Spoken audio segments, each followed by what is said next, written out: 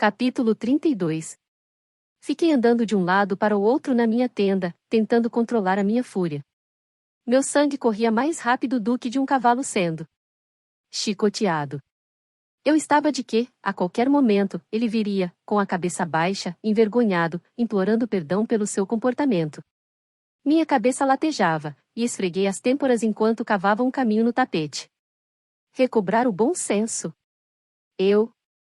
Será que ele tinha mesmo ouvido o que dissera? Pelo amor dos deuses, será que o acampamento inteiro nos ouviu? O pórtico da sala de jantar ficava longe dos alojamentos dos soldados, mas os aposentos dos oficiais ficavam próximos o suficiente para escutar o que discutíamos. Apertei os olhos, bem fechados, imaginando todos os ouvidos pressionados nas janelas.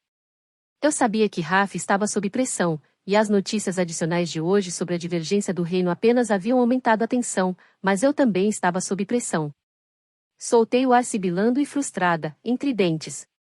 Talvez, de alguma forma, eu tivesse agido pelas costas dele, mas isso era somente devido ao fato de que eu queria expressar as minhas intenções antes que ele retornasse, tornando-as claras, públicas e certeiras, de modo que ele não poderia ignorá-las da forma que havia feito antes. Talvez ele pudesse interpretar isso como usurpação da sua autoridade, especialmente em um momento em que estava tentando ganhar a confiança daqueles ao seu redor, mas agir como um idiota não era uma forma de ganhar respeito. Eu decido. Eu não era súdita de Dalbrek. Ele não decidiria o que quer eu fosse em relação a mim. Minutos se passaram, e então uma hora se passou, e ainda não havia qualquer sinal dele. Será que estaria aborrecido? Envergonhado demais para vir me pedir desculpas? Será que estava condoendo-se com os seus homens pelas palavras infelizes que falou? Ou será que estaria contemplando o que Eben nos informara? Raf não era idiota. Com o comissário vivo e seguindo em frente com os seus planos, ele precisava saber que todos nós estávamos correndo risco. Manter-me viva por hora nada significava se no fim todos nós estivéssemos mortos ou aprisionados.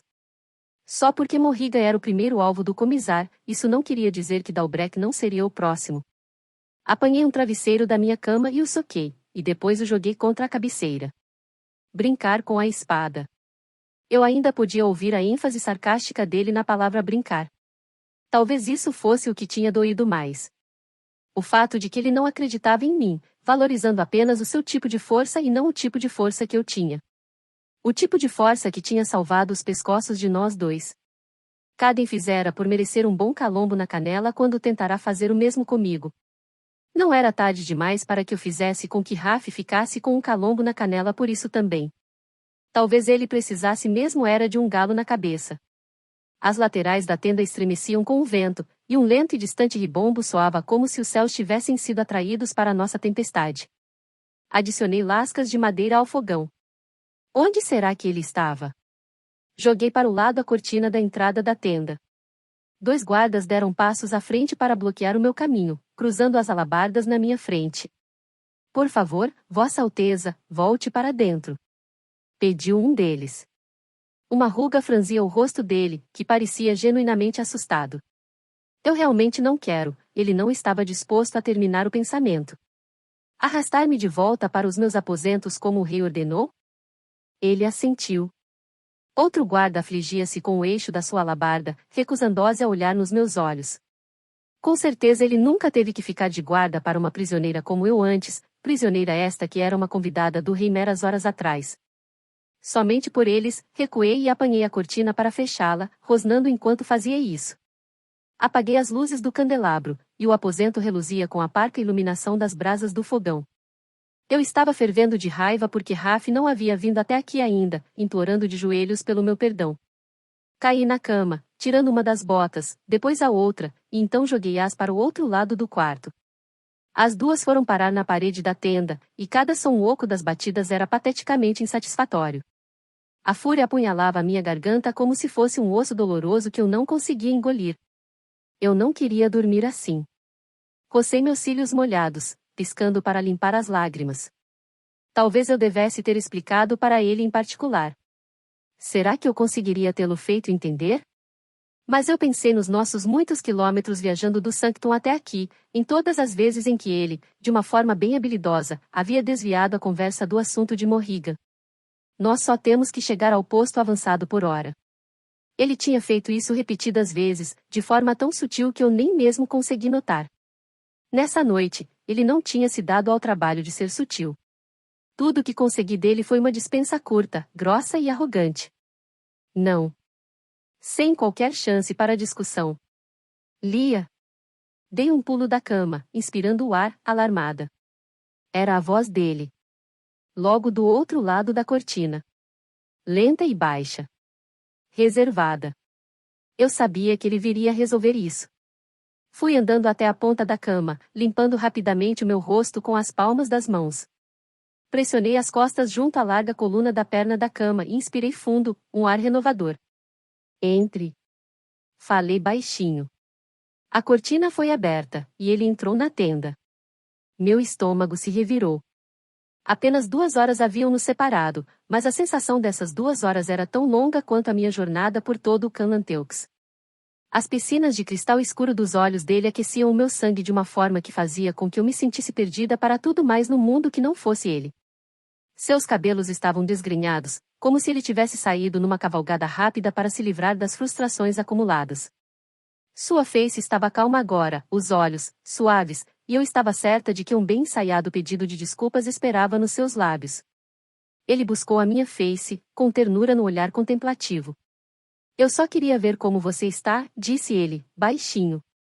Queria me certificar de que tivesse tudo de que precisa. Agora que sou prisioneira. A mágoa apareceu em um lampejo na sua expressão. Você não é prisioneira. É livre para se mover pelo acampamento. Contanto que eu não vá embora. Ele deu um passo mais para perto, parando apenas a uns poucos centímetros de distância, enchendo a tenda, enchendo a minha cabeça. Eu não quero que isso fique assim entre nós, disse ele em um sussurro. Raf esticou a mão e tocou na minha. Seus dedos lentamente deslizaram pelo meu braço até o ombro, e seu polegar traçou um lento e preguiçoso círculo sobre a minha clavícula. Brasas quentes ardiam no meu peito. Ele sabia que eu queria nada mais do que esticar a mão para ele e fechar o espaço doloroso entre nós. Quase nada mais do que isso. Você está aqui para me pedir desculpas?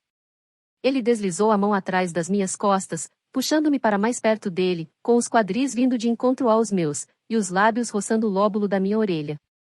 Eu tenho de fazer o que eu acho melhor. Não posso deixar que você vá, Lia, não em sã consciência. Não quando conheço o perigo em que você estaria entrando. Ele soltou os laços do meu vestido. Minhas respirações roçavam o peito dele, desiguais, queimando de leve os meus pensamentos. Seus lábios roçaram em uma linha ardente da minha têmpora até a minha boca, e então ele me beijou, intensa e profundamente, e eu queria me derreter na sensação dele, e no seu gosto e, no seu cheiro, no vento nos seus cabelos, o sal no seu rosto, mas uma outra necessidade, uma necessidade maior, flamejava com mais brilho, ardente e persistente. Coloquei as mãos entre nós, cutucando-o com gentileza para longe de mim. Raf, você nunca sentiu nada a fundo no seu âmago? Nem ouviu um sussurro a que tinha que dar ouvidos acima de toda razão? A ternura deixou os olhos dele. Não vou mudar a minha decisão, Lia, disse ele. Preciso que confie em mim. Você não vai voltar por hora. Talvez depois, quando for mais seguro. Fitei os olhos dele, rezando para que ele visse a urgência nos meus. Nunca será mais seguro, Raf. As coisas só vão piorar. Ele deu um passo para trás, soltando um suspiro, tudo na sua postura revelando impaciência. E você acha que sabe disso por causa de um texto antigo? É verdade, Raf. Todas as palavras do texto são verdadeiras. Como você sabe? Você não é uma erudita. Pode não ter traduzido o texto apropriadamente. O grosseiro ceticismo dele foi a gota d'água para os últimos resquícios da minha paciência. Não haveria mais qualquer explicação ou humilhação. Acabamos aqui, Raf. Lia. Saia. Gritei, empurrando-o para longe. Ele foi tropeçando para trás e ficou me olhando, pasmado. Você está me expulsando? Não, eu não acho que seja possível botar você para fora. Afinal de contas, você é o rei Jackson, e decide quem vem e quem vai, ou pelo menos foi isso que me disseram. Mas eu sugiro que você saia antes que eu encontre outra maneira de despachar você. Coloquei a mão na lateral do meu corpo, em cima da adaga embainhada. Um rubor de pura fúria assomou-se à face dele.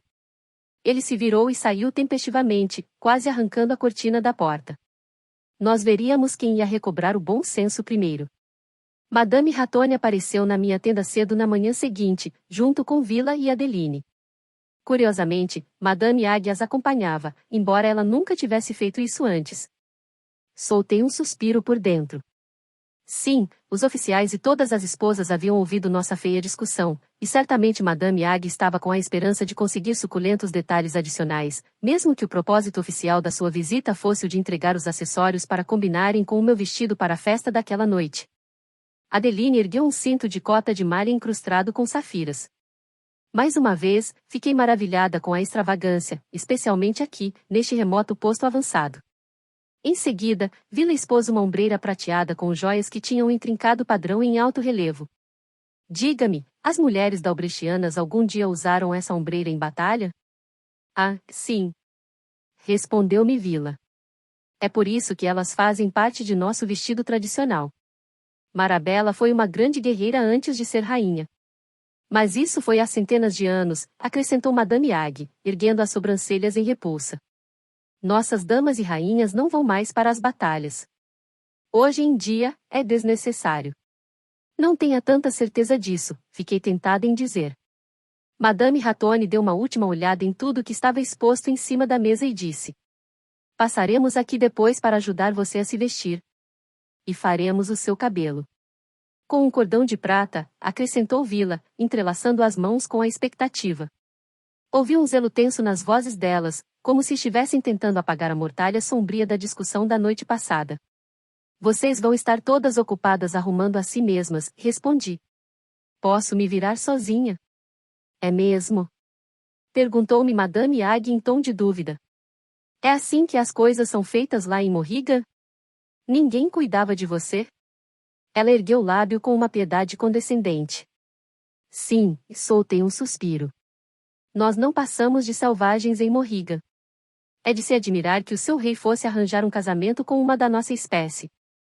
Seus cílios foram baixados, tremeluzindo, e ela saiu dizendo que tinha muito a fazer naquele dia, mas sem qualquer pedido de desculpa pelo insulto.